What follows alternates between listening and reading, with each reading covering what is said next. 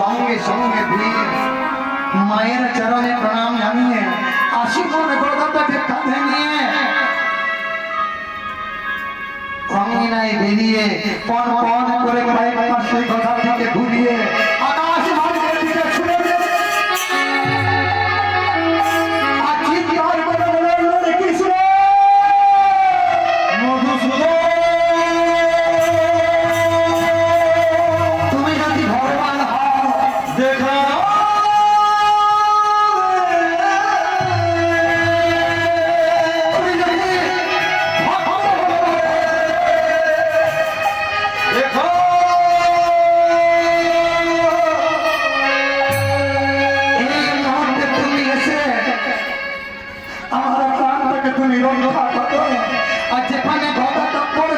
সেখানে ভিড়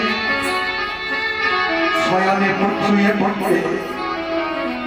এদিকে রক্ষিণী সত্যভামা যখন স্বামীর চরণ সেবা করাচ্ছেন কৃষ্ণ বলে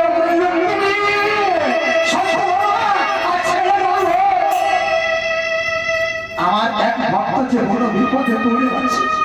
সঙ্গে সঙ্গে ওই পরিত্যাগ করে উপরে এসে আকাশ মার্গে উঠে সেই দিনের গদাটাকে এই নাও তোমার গদা তুমি যদি মারা যাও এই হস্তিনাপুরকে রক্ষা করতে সঙ্গে সঙ্গে ভিড় ভগবান শ্রীকৃষ্ণের হাত ধরে মায়ের কাছে বলছে মা এই নাও তোমার কৃষ্ণ ভক্তি বিশ্বাস না থাকলে ভগবানের সান্নিধ্য লাভ করে চারটা তাই হোক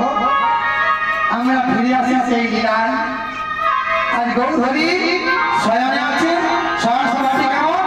বলি সে